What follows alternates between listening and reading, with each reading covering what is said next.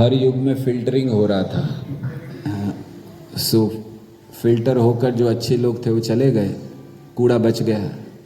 फिर अगले युग में फिर फिल्टर हुआ, फिल्टर होकर कूड़ा बच गया, फिर फिल्टर हुए, कूड़ा बच गया। अब जो बचा है, अब फिल्टरिंग होना मुश्किल है इसका, क्योंकि इतना बार हो चुका है कि अब होगा नहीं। तो चैतन्य महाप्रभु ने कहा इसको ऐसे ही लेके जाना है वापस। तो इसीलिए ये निश्चित है कि हम लोग बड़े पतित हैं, तभी तो कलयुग तक बच गए। लेकिन कलयुग में हैं, ये हमारे लिए बहुत भाग्य की बात है। कलेर दोषो निधे राजन अस्ति ही एक महान गुण कीर्तनादेव कृष्णस्य मुक्त संगः परम व्रजेत। ये कलयुग दोषों का सागर है, लेकिन एक ही महान चीज़ है कि जो अन्य युगों में नहीं हो पाया, हमारे फिल्टरिंग होती रही, हम कुछ कर नहीं पाए, इस युग में बहुत सरल कीर्तनादेव कृष्णस्य, बस केवल कीर्तन करके चले जाए। तो हम लोग आलसी थे, तपस्या की नहीं, यज्ञ किए नहीं, डीटी वर्शिप की नहीं, लेकिन भगवान ने कहा अब कुछ तो करो। अब भी आलसी रहे, अब भगवान उसी को ले जाने के लिए तैयार हैं। अगर हम फिर भी जीना यहाँ मरना यहाँ, इसके सिवा जाना कहाँ पकड़े रहेंगे, तो फिर होगा नहीं।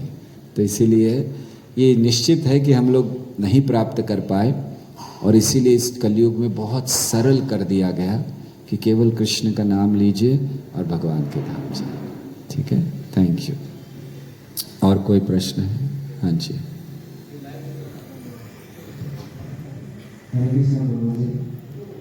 मेरा क्वेश्चन ये है कि हाउ टू ओवरकम ओवरथिंकिंग, मतलब ओवरथिंकिंग को कैसे कम करें। हाँ, लाइफ का फंडामेंटल आगे क्लियर नहीं है कि आगे क्या करना क्या नहीं करना, बट करने को तो बहुत कुछ मन करता है कि ये कर लो वो कर लो, बट लाइफ का वो एम जो होता है वो क्लियर नहीं है कि क्या करना है। Thank you. How to overcome over thinking. बैठ जाइए।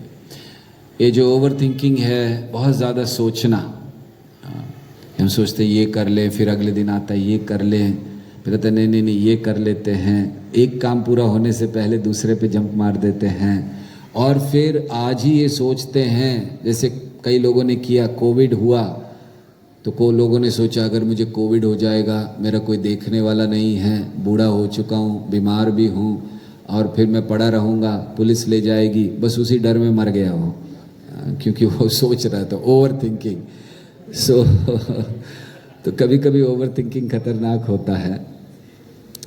सो कैसे इससे बचा जाए? आप जप करते हो कभी कभी, या वो भी सोचते हो कि कभी करें या ना करें? Over thinking. देखिए, जो ओवर थिंकिंग है, ये थिंकिंग कहाँ करते हैं हम लोग? माइंड में। थिंकिंग माइंड में होती है।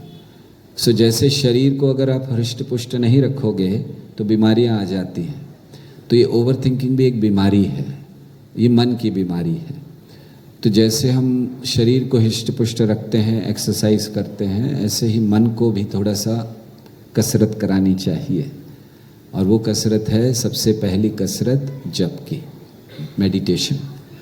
तो जब हम ध्यान करते हैं भगवान पर, शुरुआत में हो नहीं पाएगा, आपका दिमाग इधर उधर जाएगा, आपके मन में विचार आएंगे, कोई बात नहीं, शुरू करिए।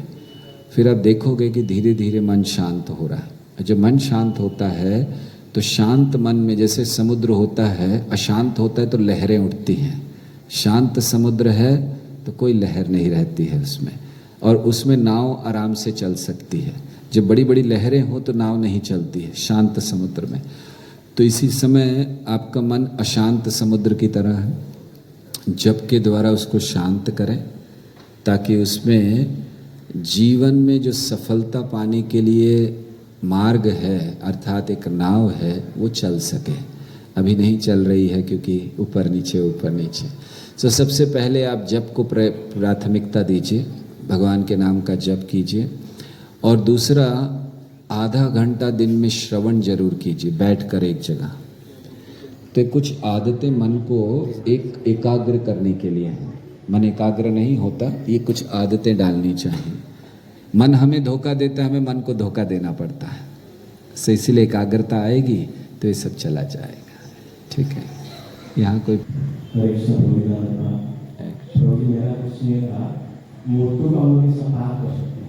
किसको? मृत्यु को कैसे पार कर सकते हैं? मृत्यु को पार करने का अर्थ समझना चाहिए, और ये समझना चाहिए कि हम जिस चीज़ को पार करने का प्रयास कर रहे हैं उसका अस्तित्व है ही नहीं। जिस चीज़ का अस्तित्व नहीं है उसको पार क्या करेंगे, क्योंकि मृत्यु है नहीं। किस चीज़ की मृत्यु होती है? शरीर इस समय भी मृत है और आत्मा मरता नहीं है, तो हमारी तो मृत्यु होती नहीं है। तो पार क्या करना है? मृत्यु को पार करने का अर्थ है उस अज्ञान से परे जाना, जो अज्ञान हमें सिखलाता है कि हम मरने वाले हैं, जो अज्ञान हमें कहता है कि हम ये शरीर हैं। तो जब हम उस अज्ञान के परे जाते हैं, वो सही दृष्टि में मृत्यु को पार करना है। तो अगर मृत्यु को पार करना चाहते हैं तो अज्ञान को नाश कीजिए, जिससे आपको ये ज्ञान हो जाए कि मैं मरने वाला ही नहीं हूँ। तो अगर जिस दिन आपको ये ज्ञान हो गया कि आप मरने वाले नहीं हैं, आप आत्मा हैं, आपका मृत्यु नहीं होता, तो आपको मृत्यु तक इंतज़ार करने की ज़रूरत नहीं। उसी दिन आपने मृत्यु को पार कर लिया, जिस दिन ये ज्ञान आपके हृदय में प्रवेश कर जाएगा। ठीक है? Hare Krishna. They are the expressions of the devotees from within, and those expressions, those desires or those mood is inspired by Krishna. That's the thing. So it is not that it is just inspiration of Krishna, there is no mood, or it is not that it is just the mood, because the mood comes because of inspiration of Krishna, and then devotee is able to express it in a very nice way. So basically it is the mood of the devotee. It is not just that. Of course, touching is just giving, because it was not that it is not there in Dhruv Maharaj. It was there, it was not able to come out. It was already there. But because of seeing the Lord, he was so ecstatic that he just couldn't speak. So Lord just facilitated his expressions, his mood to come out. That's all. Not that he gave him the mood or the feelings that he expressed. Yes. सबसे पहली बात, विष्णु के 10 अवतार नहीं है। हाँ, और दूसरी बात, 9वें अवतार गौतम बुद्ध नहीं है, बुद्ध है। सो बुद्ध और गौतम बुद्ध में अंतर है। ये 2 अवतारों, 2 लोगों को मिक्स कर दिया गया है। भगवान बुद्ध जो हैं वो मूलतः गया में प्रकट हुए थे, और जो गौतम बुद्ध है वो लुम्बिनी नेपाल में प्रकट हुए थे। सो ये दोनों को मिक्स किया गया। तो जो गौतम हम लोग सुनते हैं कि वो राजा के लड़के थे, वो सब, वो भगवान के अवतार नहीं है। भगवान के अवतार थे विष्णु, जो बहुत पहले, उनसे करीब 800 साल पहले आए थे। जो अभी के गौतम बुद्ध माने जाते हैं उनसे भी बहुत पहले। और ये जो बुद्ध हुए, भगवान बुद्ध, इनका कार्य था